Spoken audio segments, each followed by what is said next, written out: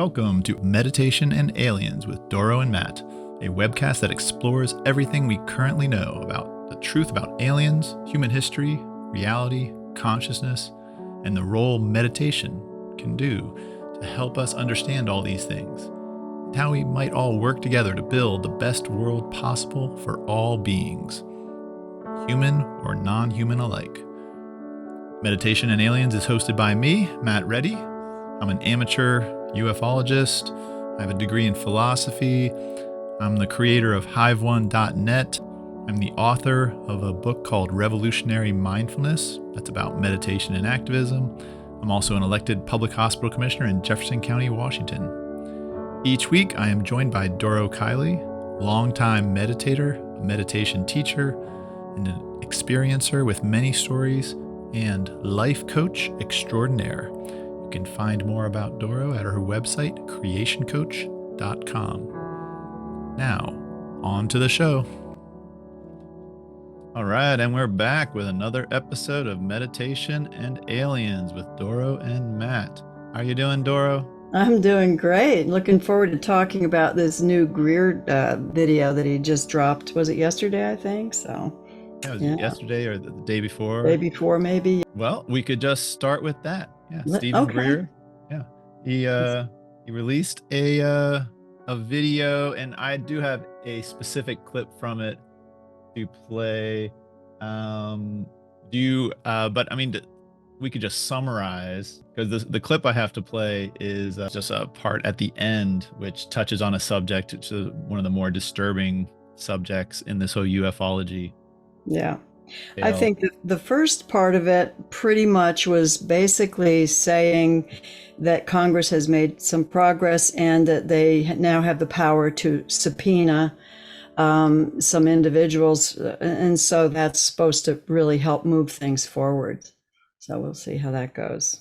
Yeah, I think he was saying that the new Speaker of the House is willing to grant the Oversight Committee subpoena power. I don't think they have the subpoena power yet, but the old Speaker was not willing to do that. And so, yeah, he was saying this should open doors, because some witnesses will not come forward unless they're subpoenaed. I wonder if that's new, though, because I guess I heard it differently. I thought he said that it had just been granted. So maybe it's not happened yet. I'm not sure. But that was his big news from the first part of the video. I didn't catch the second part very well.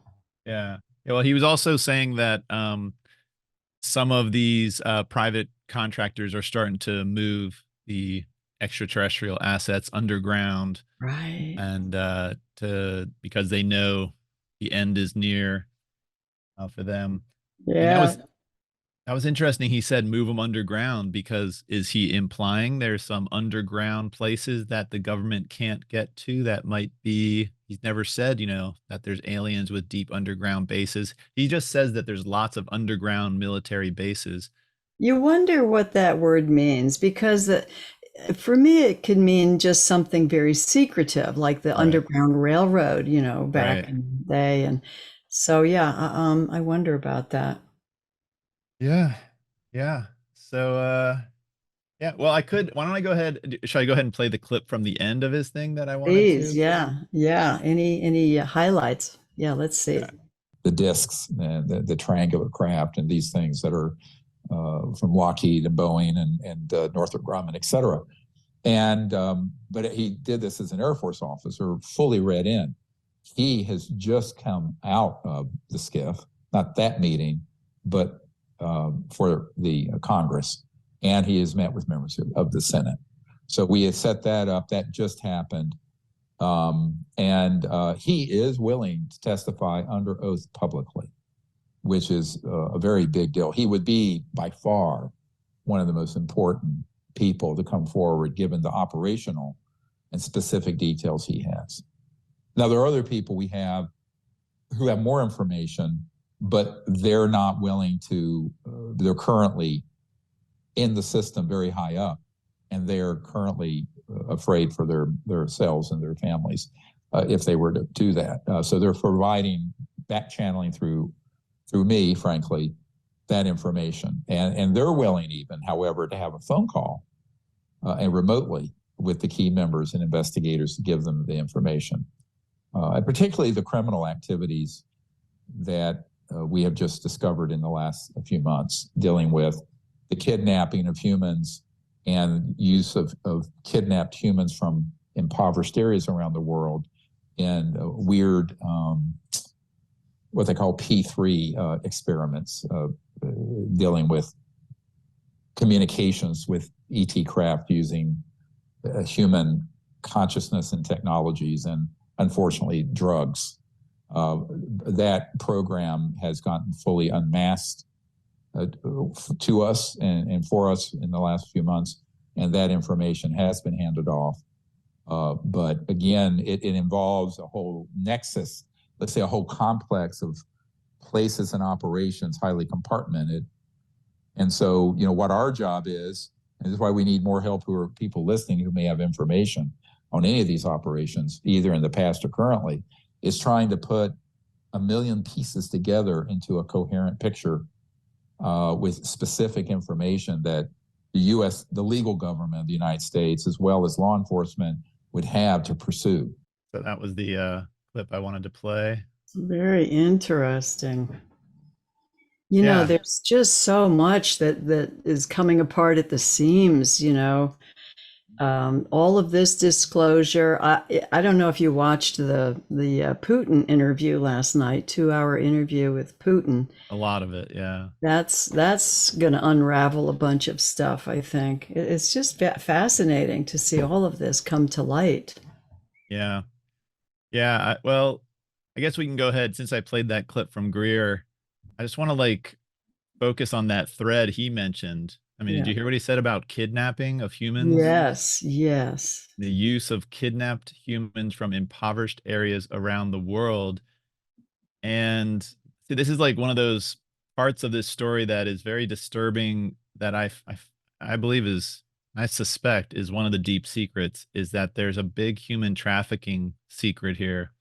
Yeah. And I have another clip I want to play that is another whistleblower. This guy is Michael Herrera, U.S. Marine, who encountered a UFO and some sort of black ops military group during a natural disaster during the tsunami in Indonesia.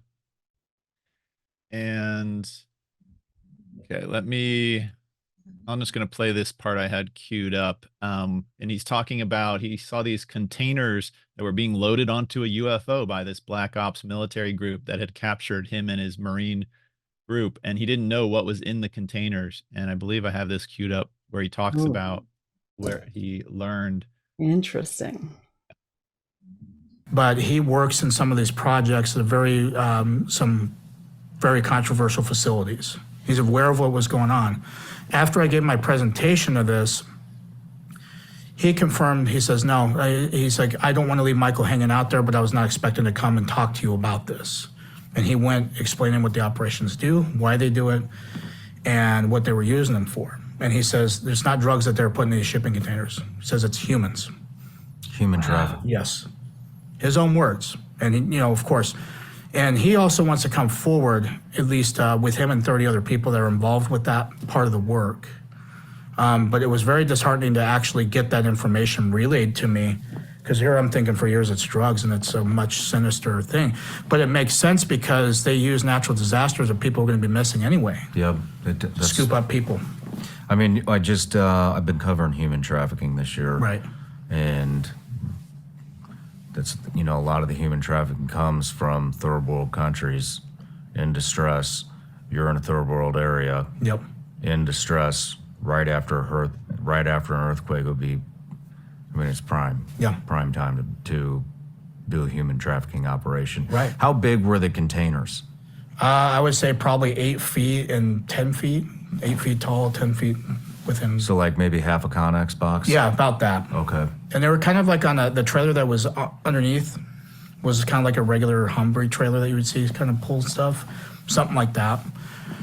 How were they being lifted into the craft? So they were driving onto this platform that was angled to sort of hit, and it just raised up, and they were just driving on this ramp. Oh, the But truck the whole would go thing, up? yeah, but the whole thing was a ramp, Okay. like a circular ramp. And obviously I can't see what's on the other side of it. But I'm assuming because it's a circular pattern that it's going to be the same on the other side. Because they would drive onto this platform, and at that point I saw all the doors open. 4 guys would come out, and then I'd go back to what we're facing here with these guys searching our stuff, asking us questions, taking our IDs, trying to intimidate the crap out of us. And so I can see the guys come out of the truck. And that was making me think too, like at a tactical advantage, we didn't have that. There's only 6 of us, basically trained infantry Marines. And there's these guys here that are, doing this operation and very skilled, very methodical, very calculated, very precise. And if there's 8 of them, and then all of a sudden every single truck has 4 of these guys, I know that it's not just these guys that are running the perimeter. Yeah, so this whole thing he's describing, these containers are being loaded up onto a flying saucer, a giant flying saucer, which they have Wow. You'll probably find. Michael, Do you think this is what all the majority of this child and human trafficking thing is? I mean, what is going?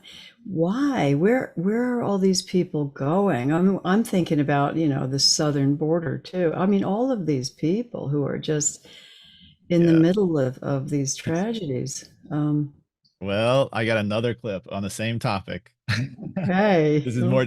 So now this is a much older clip, and we played a part of this talk. This is Alex Collier, and he's been talking for years, and he claims he's been talking to Andromedan aliens for years, and they explained to him what the alien interest in humans or human trafficking is. And this is a part of an old talk he gave, and someone asks him about the story of reptilians feeding off of humans, and this is what he says. Through the conditioning, the programming, the crime, all of that. I've heard that the reptilians feed off our fear. Is that true? The Greys do and the Orions do. The reptilians tend to live off the flesh. That's not an area I like to go into much. But according to the Andromedans, the last 25 years, the reptilians that are on the planet are responsible for over 30,000 children disappearing. I get in a lot of trouble when I talk in UFO circles about this. You can't talk about that, Alice. Why not? In Westchester County, New York, in the last 3 years, 5,000 children have disappeared without a trace. In New York? Westchester County, New York. Wow. George Andrews, E.T. Friends and Foes, he's got a huge section in his book on that. Why is there so much activity? And nobody. So I just want to pause it for a sec. He's mentioning a specific book. I don't know that book, but George Andrews, E.T. Friends and Foes, says he has there's a huge section in that book about child and human trafficking by aliens, I guess. And that is absolutely, 5,000 in Westchester County alone. That I went to college there. That's where I went to college. That's shocking. Yeah. I was going to play a little bit. Let me play a little bit more of this before we. Okay. Yeah. Nobody wants to talk about it. Denial is the dragon we all have to slay right now. It isn't Lucifer. It isn't Satan. It's denial. Denial of our own divinity and responsibility. Yes, sir. Is it the missing people or children who disappeared, is it just Draconians, or are there other races taking children just for other purposes to take them back? Greys have done extensively taken children as well. A lot of them are on their motherships. A lot of the children were taken to Phobos, which is also an artificial satellite. And they've been experimented on. The planet as a whole, over 100,000 people a year vanish without a trace on the planet. They figure 25,000 in the United States on an average just disappear without a trace. I just wanted to play that part. So, and I guess I might as well just do a quick check of that fact he's saying. How many people a year disappear? What did he say? 20,000? No, he says 100,000 a year worldwide. Mm-hmm. How many people a year disappear without a trace? According to the National Missing and Identified Persons Database, More than 600,000 people go missing annually. Wow. Well, Even if it was just half that, let's say half of it is, sold off into slavery or something, but half of that is just mind blowing. That would be 300,000 people just going off into space or something. Wow. Well, yeah, I mean, it's like, if you just sort of like stop and think about this, if there are aliens, some sort, non-humans here that are a completely separate civilization, a completely separate culture, and they've been here for thousands of years, they have to have a reason. There has to be a purpose or a resource here that they are here for. They have to be doing something. They can't just be like on vacation, flying around in and out of the oceans just for fun. Right. They're doing something. So they're either there's minerals or plants or something here, or they live here. They just simply live here. My guess is that they're just doing probably thousands of experiments. I mean, this is just one big petri dish of interesting stuff. And humans are probably just one thing that they're interested in, but they might be interested in a million things about us. Yeah. If they've been here for thousands or even millions of years, I'm sure they're doing Yeah. all kinds of stuff. But this is three, I mean, this is more data points. Steven Greer just confirmed, and it's interesting that Greer is saying this is new information to him. Like he did not realize before a few months ago that kidnapping humans was such a huge part of what was happening. So Wow. that's interesting that Greer, isn't that what you heard him say? He said Yeah, this yeah, that it's bigger. Hmm. that this criminal activity is new to him, which I don't. He's been getting information for a long time. I can't believe he just found this out. So, but maybe that's, anyways, besides accusing him of not telling the truth, let's just assume he's confirming finally that human trafficking is a part of this story. That Wow. guy, Okay. that Marine Michael Herrera also confirmed that these UFOs are somehow a part of human trafficking. And I can't believe that those black ops humans that were loading people from the tsunami in Indonesia onto that UFO, I can't believe they were doing that for simple human slavery operations of other humans on Earth. Right. It has to be for the aliens. And so, I mean, there's only a few different, it's not that hard to imagine what you would use humans for. And I don't, but I was mentioning this to a friend of mine, and she said, why would you kidnap humans? I mean, it's like, why would you like steal cows from fields? Just raise them yourself. Is it that hard to just like have a population and breed them yourself? And if you're eating them or turning them into slaves of some sort, why would you need to steal humans from that had been raised free, unless they get some sort of thrill off of kidnapping a human and, having us be terrified? I think I mean, the thing that comes to my mind is genetics, genetic manipulation, and I don't know, maybe they're trying to, still working on it, right? Trying to create the perfect human. I don't know. That's frustrating not knowing, but it's huge. I guess it lends, it supports, there's this idea that one of the darker ideas is that they like, what is it, adrenochrome or something? It's Oh, right. that Yeah. they want this some chemical or hormones that get into the blood, and they extract it, and it's used for almost like a fountain of youth treatment for some people, and literally that it's you want a human being or a child to be terrified because it releases the hormones, and that's how they get that's how Oh they man. harvest it. But That's yeah. That's yes, really beyond what I want to envision. Good yeah, Lord. well, yeah, it's such a, anyways, so that's one dark, crazy thread. And um, but it's just like it's hard to believe. I mean, because I do believe there are benevolent aliens. I do absolutely believe there can't, it seems like there's a ton of different aliens. And actually I've got another clip to play that I think it's always worth sharing. Danny Sheehan talking about the different aliens that exist. And why don't I just play this clip and then we can just talk about Okay, so this is Danny Sheehan. This is Danny Sheehan, the lawyer for Lou Elizondo, who also Yeah. worked with Steven Greer.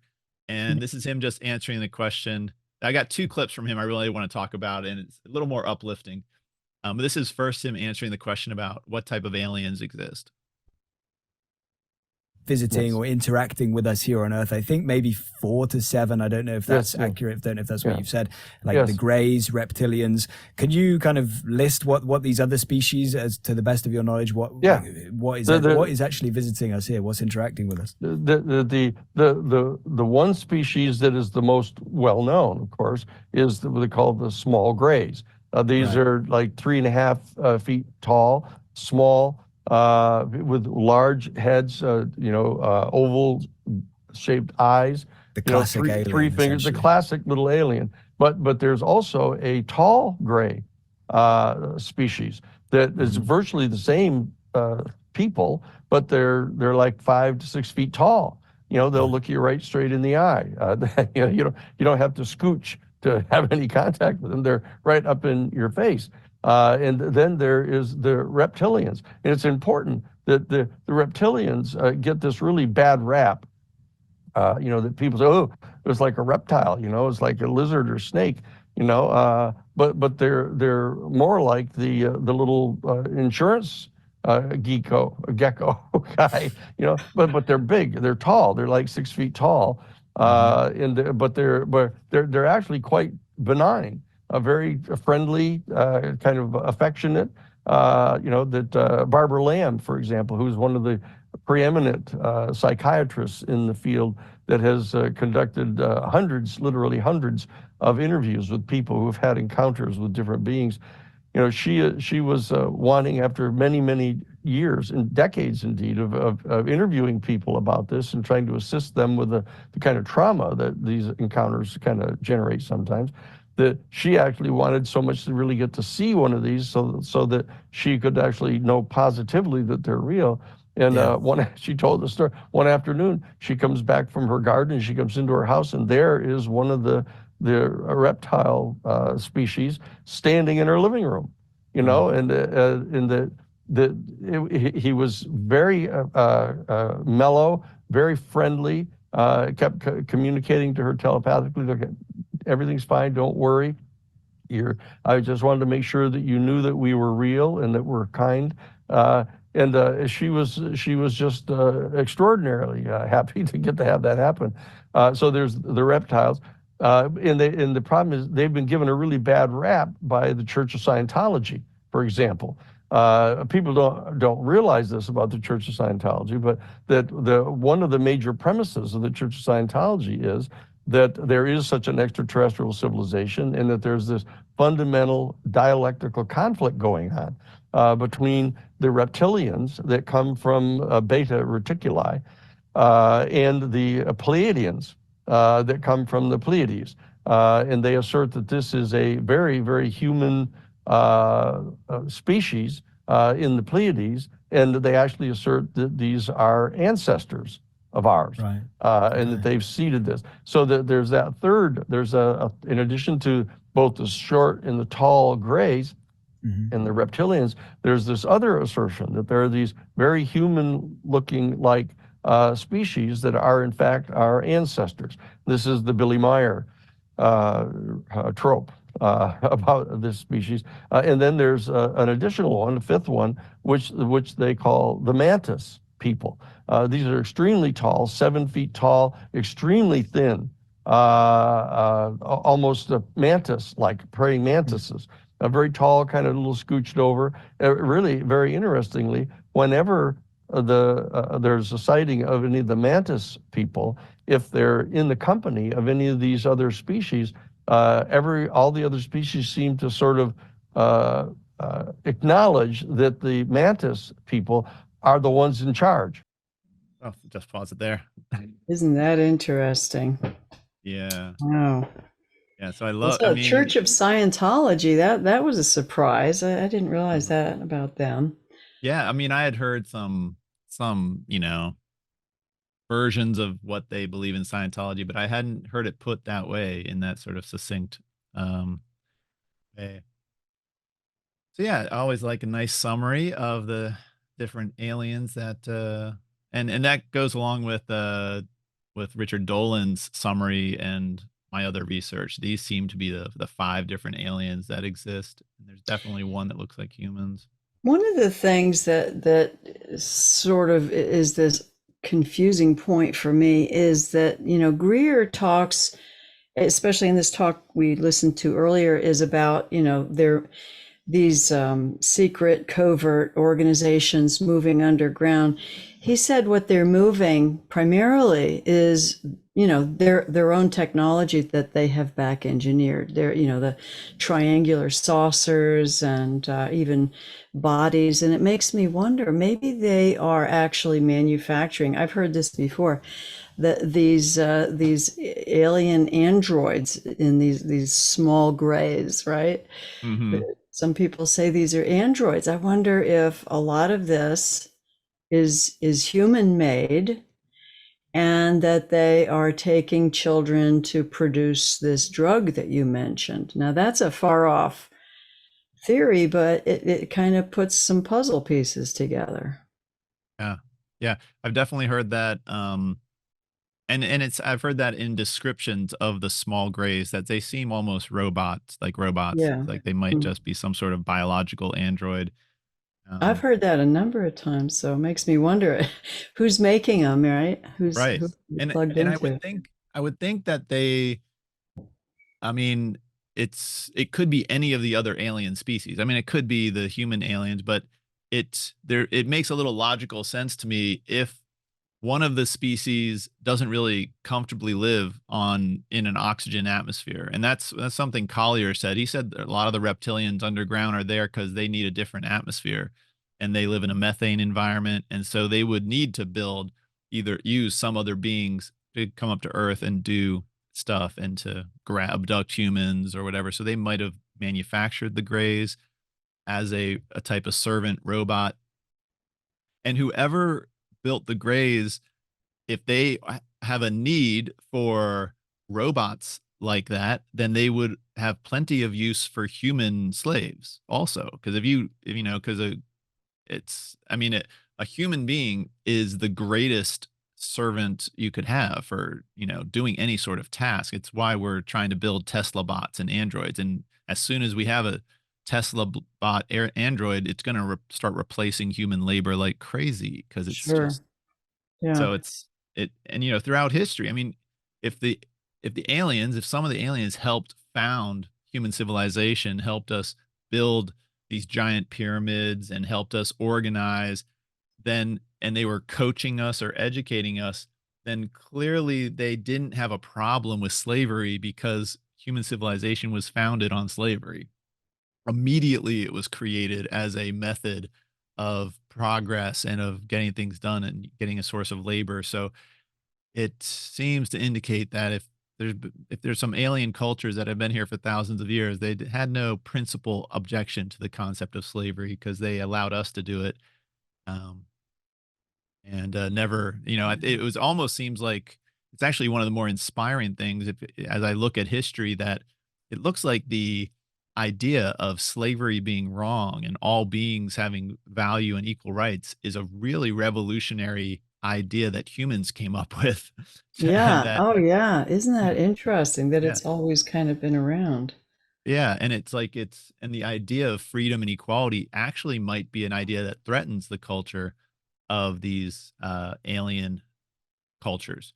It might Yeah. threaten the way they function because they may enslave, they might have a serious caste system that enslaves some part of their species as well as possibly our species.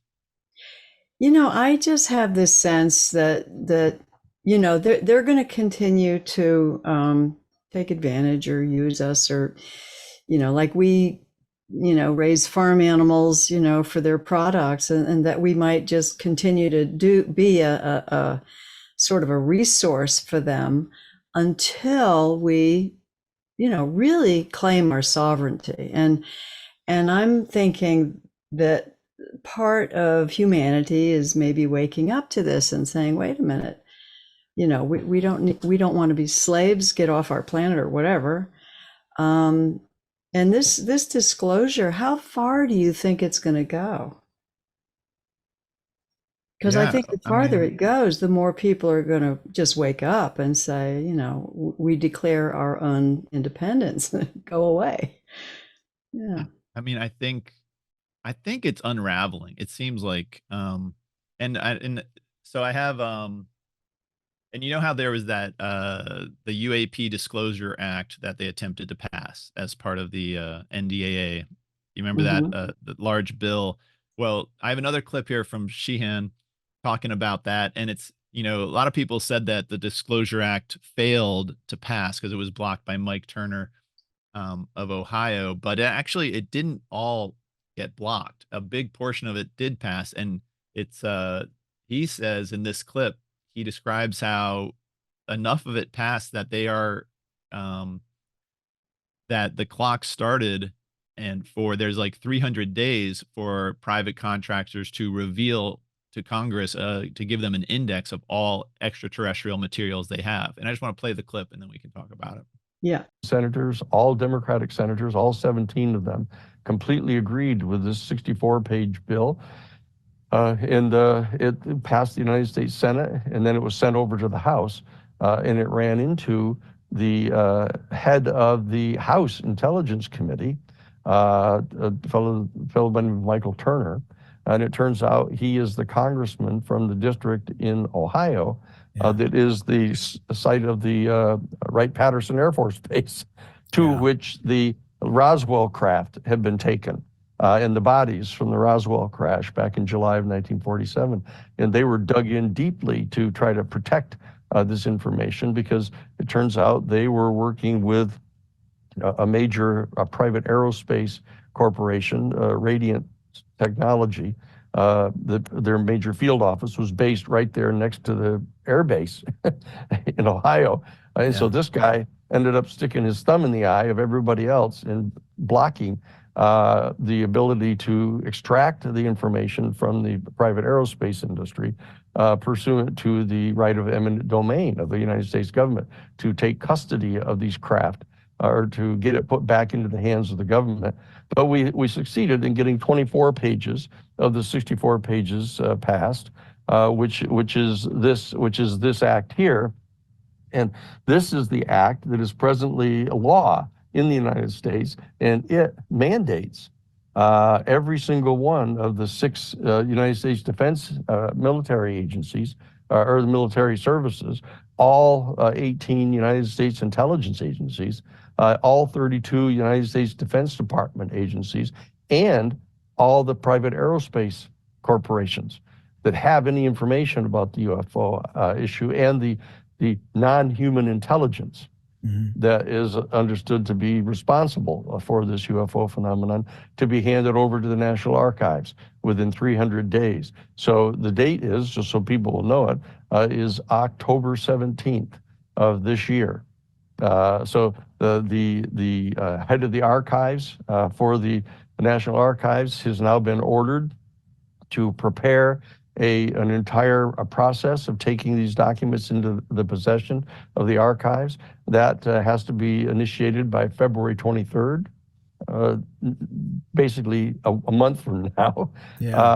And all the agencies designated have to start gathering together all of this information and putting it into a digital format with an index and a searchable index, and get ready to turn it over to the archives, which has to be completed by October 17th of this year. So we are in the process of disclosure.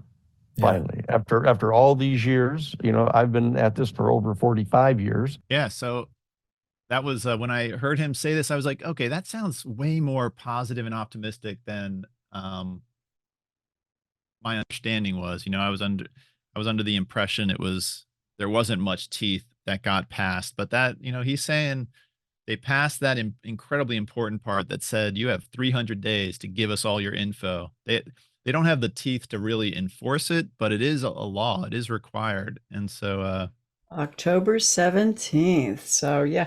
Now, is he going to be making these archives public, do you think? Well, it's the National Archives. Right. It's a So that government archives thing. It's, you just said that there is, the president still has the discretion to, keep anything secret, just like he has with the JFK assassination files.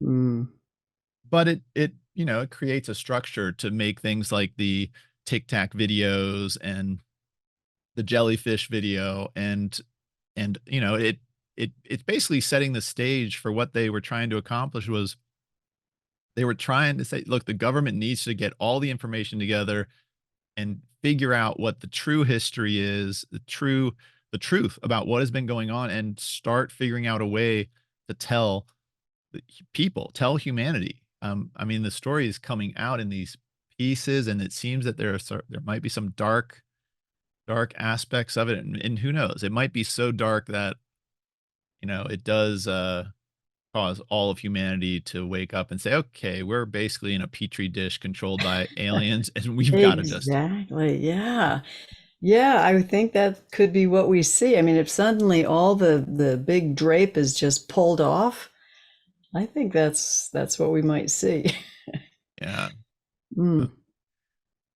Pretty amazing. Yeah, but it's good to know that, I was glad to hear that he's like, we did pass something significant, and it's putting pressure to keep this disclosure movement going. And yeah, and they need to keep that in the limelight too, because I can just imagine that it would fade away and everybody would forget about that deadline. But yeah, we should keep it in the light. Yeah. To October 17th. Interesting. And what was it he said was happening this month? February 23rd or something? Oh, that was the date that the National Archives needs to be ready to start receiving information. Yeah. Yeah. Okay. Wow. Oh, yeah. Wow. You always bring good stuff to the table here. I learn a lot. Good well, I've got another one. It's kind of a different topic. Okay. All right. Well, this is a little different. This is again back to Alex Collier, who I find kind of fascinating. Again, guy who said he's been talking to Andromedan aliens his whole life. And this I found, and basically he describes that he had an out-of-body experience where he encountered an angel. And then he told the Andromedan aliens about this encounter, and he discusses what they said about it. And I think it's worth just listening to. Oh, great. I'm playing this at a little bit higher speed just because he talks a little slow, and I think it'll be okay. In 2003, February of 2003, on my father's birthday, I had an experience with what I call an angel. Now, those people who are close to me know about this. My immediate family know about this. This is the first time I'm telling the story publicly. And I had just lost my family, and I was in a horrible place, absolutely horrible place. I wanted to leave. I didn't give a damn about aliens. I didn't give a damn about the A's. I didn't care about anything. I wanted to leave. And one particular night, which I think was the worst night, I was in bed, and I was ready to leave.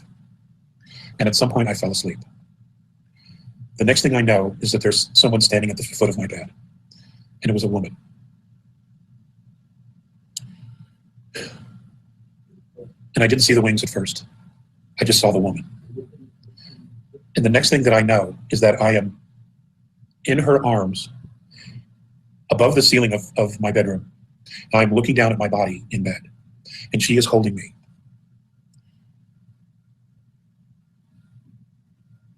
And all she said to me was, "How do you feel?" And I just said, "I feel safe." And she said, "Look down at you." And I looked down at myself on the bed. And all I did was start to cry. Because I could see all the hurt, I could see all the pain. And then she reminded me that that is not who you are. This is who you are. The part of me that she was holding. I didn't, at that moment, I didn't feel any of that. And she reminded me that I'm the soul, okay, that I'm the soul, and that's the body. And that it's important to remember the difference between the soul and the body. The soul animates the body. It is not the other way around. And it's easy to get lost in that. I also remember saying to her, I didn't think you existed. And she already knew what I said, what I had said previous. And she said, well, they don't see us. And I asked her why. She goes, because we will it. We will that they don't see us. And later I was able to find out that most of the ETs, regardless of their dimensional level, don't see this group. And I shared this experience when it was over with Mornay. They took a new picture of me. So I just want to clarify, Mornay is the Andromedan alien that he's been talking to for years. And what he just said is they took a new picture of me, which I think they have some ability to take a picture of any experience of his life. I don't know if they're recording it or something. I'm sure he's explained this before, but I just wanted to clarify what that little. That's interesting. Okay. But here, I'll play the rest of what he. Yep. I shared this experience when it was over with Mornay. They took a new picture of me. They went back and they took this event out. And it has taken all this time to finally have him get back to me, which he did. And in their opinion, and the opinion of other groups in upper dimensions, this angel, all angels, exist in a realm that is above all physicality in this universe, and that they are in fact real. My event, my moment, has been shared with many different races in multiple dimensions. I had no intention of that. That wasn't what it was about. But I had been told that angels weren't real.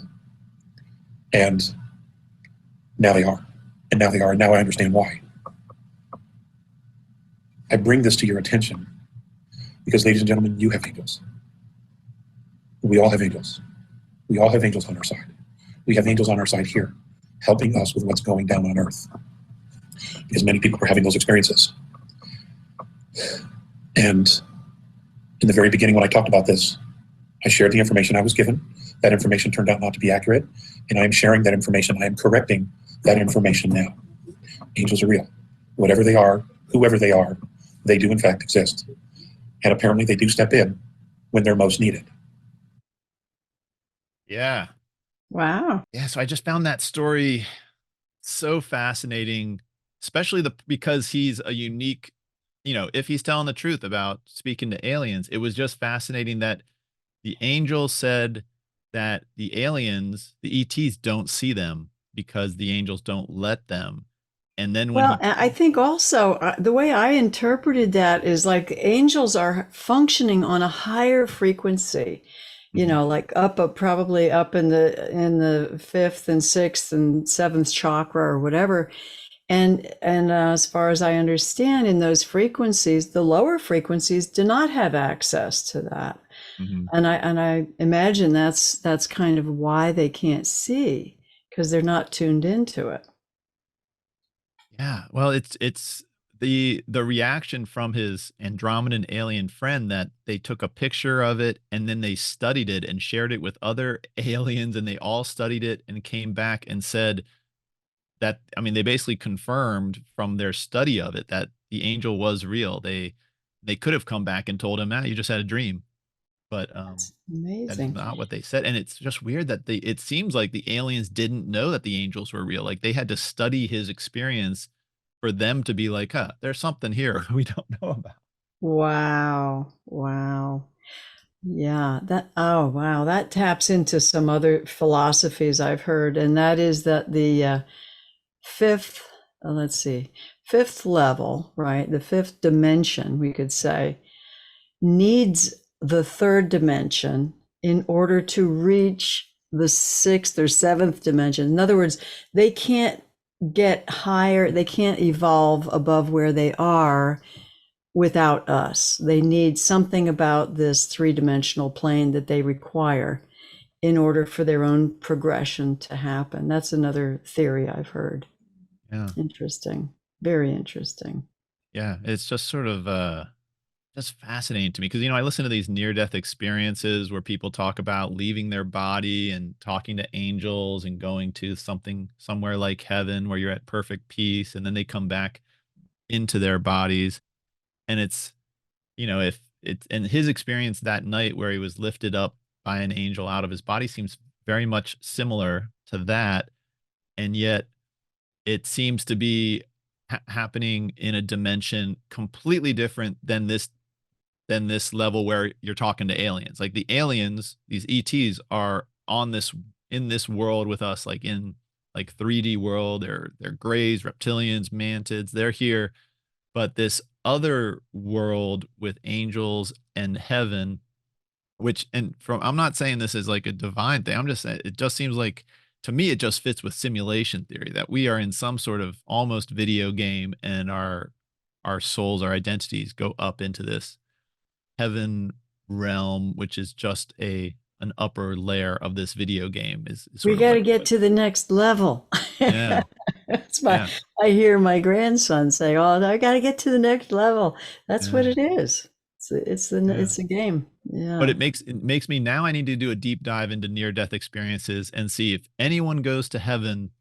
Do they see aliens there? Do they see other species of beings, or is it Ooh. only humans? Is there a human only heaven dimension with human centric angels, or do any of these ET species share the same, heaven, or do they have their own? Is there an ET heaven that's literally a different, totally different dimension? Hey, I'd love to know. I would too. I would too. That would be pretty wild. Maybe pretty soon we're going to know everything. Who knows? Yeah. Well, Until yeah. then, we Yeah. are just going to have to rest in this not knowing, which causes anxiety, right? Mm-hmm. So Yes.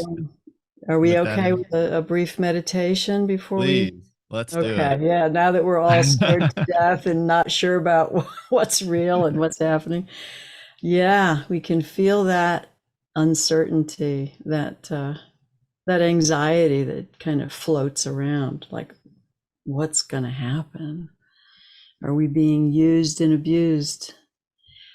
But let's remember that we are not these bodies, and that I think a lot of this is about overcoming those lower chakras that are holding us in fear, and to acknowledge it. It's not that fear has to be eliminated. It's part of the body.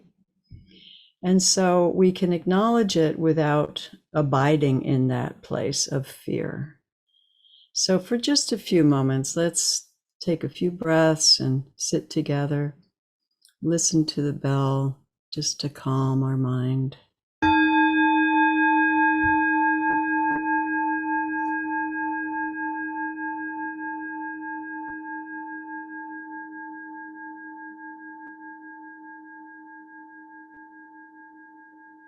Take a couple of nice deep breaths, and we'll just remember that whatever got us here will also deliver us. So we don't have to really worry about anything. The trees grow, the planets come and go, everything is happening, and we don't have really any control over anything. So let's just abide in that space and get comfortable with it. All we know for now is that we have bodies that we are abiding in, and these bodies are breathing in and breathing out.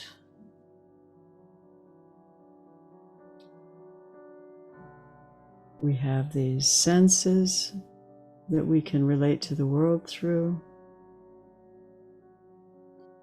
We see colors, shapes, forms.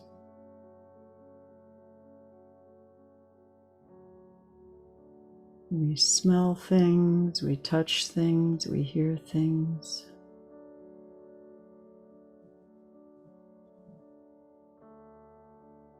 This is our only true experience. Everything else is in the don't know. We don't know.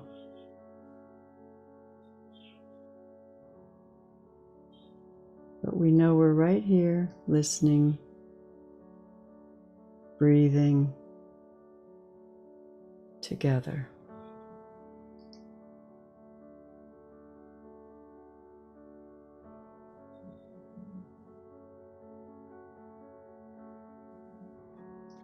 Let's see if we can bring that energy up a little bit into the heart, just to appreciate the phenomenal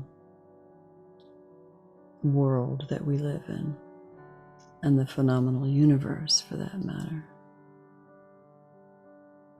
It's all a mystery, and we're all right here watching it unfold. Breathing in and breathing out.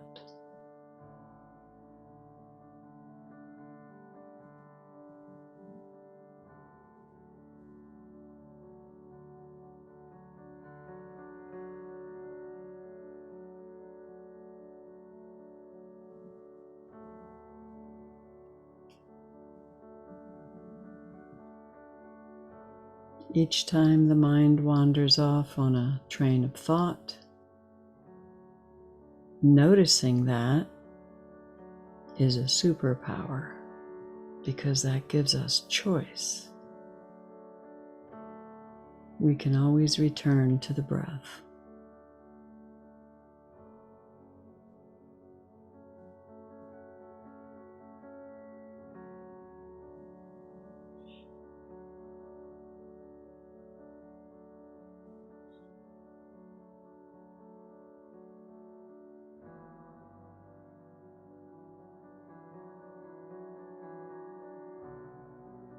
With the last word of metta, let's just send out a wish. May all beings be well. May all beings be uplifted to higher understanding and wisdom. And may we all be free.